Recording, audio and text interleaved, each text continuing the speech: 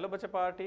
In previous class हमने देखा था example number 1 of chapter number 9 ray optics, और वो थोड़ा सा थियरी बेस्ड क्वेश्चंस था बट काफ़ी अच्छा था। इन दिस क्लास बच्चे लोग हम देखने वाले हैं एग्जाम्पल नंबर 2। तो चलिए जल्दी से स्टार्ट करते हैं एग्जाम्पल नंबर 2 को। बच्चे पार्टी क्वेश्चंस कह रहा है कि a mobile phone lies along the principal axis of a concave mirror.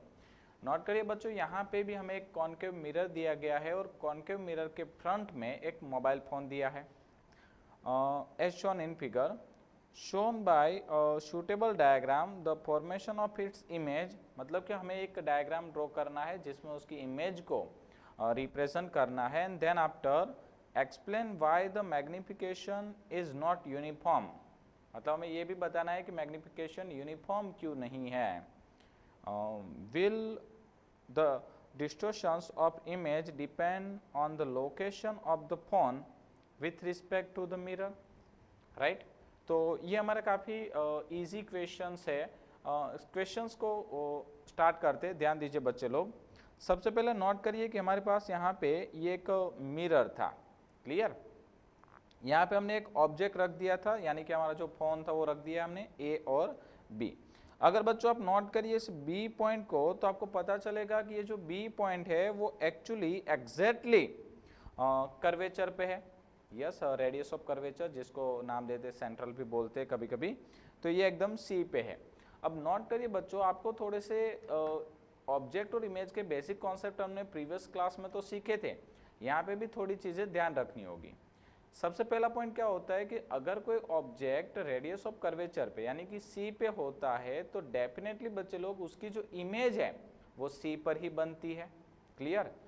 अगर आपका ऑब्जेक्ट जो है वो फोकल पॉइंट पे है, एफ पे है, तो उसकी इमेज बनती है इंफिनिटिव डिस्टेंस पे। सिमिलरली अगर कोई ऑब्जेक्ट इंफिनिटिव डिस्टेंस पे होगा तो उसकी इमेज बनेगी फोकल पे, राइट है। और जैसे जैसे आप सेंट्रल से फोकल पॉइंट की ओर मूव होते हो तो आपकी जो इमेज है वो कहाँ जाती है भाई, बैक साइड जाती है। देखिए मैं आपको स्क्रीन पे दिखा रहा हूँ। सपोज दैट कि अगर आप सी पे हो तो आपकी जो इमेज है वो भी सी पे बनेगी। अगर आप सी से एफ की ओर मूव करेंगे, मतलब आपके जो ऑब्जेक्ट है वो सी से एफ की ओर मूव करता है, तो जो इमेज है वो कहाँ जाएगी बच्चे लोग, सी से दूर जाएगी, away from the C, right है, सी से दूर जाती जाएगी। अब जैसे जैसे जैसे आप सपोज कि आपका जो ऑब्जेक्ट है वो फोकल पॉइंट पे पहुंच गया, तो जब फोकल पॉइंट पे आपका ऑब्जेक्ट पहुंच जाएगा तो आपकी जो इमेज है वो दूर जाते जाते इनफाइनाइट डिस्टेंस तक पहुंच जाएगी, राइट। समझ में आ रहा है। अगर मान लीजिए कि आप ऑब्जेक्ट को एफ से भी ज़्यादा नज़दीक लेके आ रहे हो, यानी कि आपका जो ऑब्जेक्ट है वो अब फोकल पॉइंट और पोल उन दोनों के बीच है, तो अब जो आपकी इमेज है वो आपको वर्चुअल इमेज मिलेगी और मिरर के बिहाइंड मिलेगी, ठीक है, मिरर के पीछे मिलेगी, वर्चुअल इमेज मिलेगी। समझ में आ रहा है। तो इस सिस्टम्स को अच्छे से ध्यान देना है। अब चलिए इस क्वेश्चन पे आते हैं। देखिए क्या हो रहा था कि हमारा जो मोबाइल फोन था उसका जो ये बी पोर्शन था वो एक्चुअली रेडियस ऑफ कर्वेचर पे था, यानी कि सी पे था, तो उसकी जो इमेज है वो सी पर ही बननी चाहिए ऐसी, परफेक्ट, और सेम साइज की, वहाँ पे कोई मैग्निफिकेशन देखने को मिलता नहीं है। बट अगर हम बात करें इस ए पॉइंट की, तो जो ए पॉइंट है वो कहाँ पे है भाई, सी और एफ के बीच, यानी कि वो आगे की तरफ आया, तो ए की जो इमेज है वो कहाँ जाएगी भाई, बैक साइड में जाएगी, यानी कि सी से दूर जाएगी।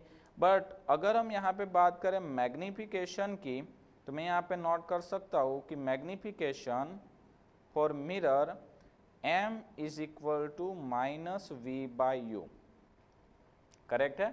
Magnification m is equal to minus v by u. अब नोट करिए बच्चों, अब जैसे हमारा ऑब्जेक्ट जो है वो मिरर की साइड आ रहा है, मिरर से नज़दीक आ रहा है, तो हमारा जो ये ऑब्जेक्ट डिस्टेंस है वो डिक्रीज हो रहा है, राइट, ये डिक्रीज हुआ। अब जैसे ये मिरर के नज़दीक आएगा तो इमेज कहाँ बनने वाली है भाई, सी से दूर, यानी कि उसके साथ साथ हमारा जो ये इमेज डिस्टेंस है वो क्या हो रहा है भाई, इंक्रीज हो रहा है। समझ में आ रहा है ना बच्चे लोग, अच्छे से समझिए। हमारा जो ऑब्जेक्ट है वो मिरर के नज़दीक आ रहा है तो ऑब्जेक्ट डिस्टेंस डिक्रीज हो रहा है, बट साथ ही साथ हमारी जो इमेज है वो मिरर से दूर जा रही है तो इमेज डिस्टेंस जो है वो इंक्रीज हो रहा है। और अगर इन दोनों को कंसिडर करें तो हम नोट कर सकते हैं कि हमारा जो मैग्निफिकेशन है वो इंक्रीज हो जाएगा। यस देखिए यू डिक्रीज हो रहा है, वी इंक्रीज हो रहा है, तो हमारा मैग्निफिकेशन क्या हो जाएगा भाई, इंक्रीज होगा। यानी कि हम जैसे जैसे सी से एफ की ओर आगे आते हैं तो हमारा जो मैग्निफिकेशन है वो कंटिन्यूसली इंक्रीज होगा, इंक्रीज होगा, इंक्रीज होगा। तो यहाँ पे क्या होगा देखिए, अगर मैं इस पॉइंट की बात करूँ मैग्निफिकेशन मिलेगा, अगर उससे थोड़ा सा दूर जाऊंगा मैग्निफिकेशंस की वैल्यू है वो और ज़्यादा बढ़ जाती है, राइट है।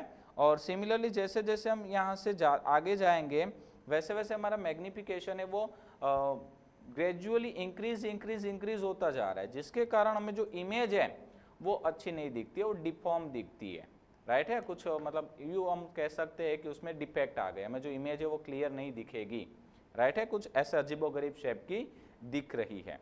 अब हमें साथ ही साथ पूछा गया था कि क्या ये जो मैग्निफिकेशन है, ये जो डिफॉर्मेशन ऑफ इमेज है वो क्या पोजीशंस पे डिपेंड करता है। तो बच्चा पार्टी अब सिंपल है, आप भी बता सकते हो कि यस सर ये पोजीशंस पे डिपेंड करता है। जैसे जैसे हम ऑब्जेक्ट की पोजीशंस को चेंज करते हैं इमेज की पोजीशन चेंज होगी, इमेज की और ऑब्जेक्ट की पोजीशन चेंज होने के कारण इमेज और ऑब्जेक्ट के डिस्टेंस चेंज हो गए, और डिस्टेंस चेंज हो गए तो मैग्निफिकेशन चेंज होता जाएगा और इमेज का डिफॉर्मेशन जो है वो चेंज होता जाएगा, राइट है बच्चा पार्टी।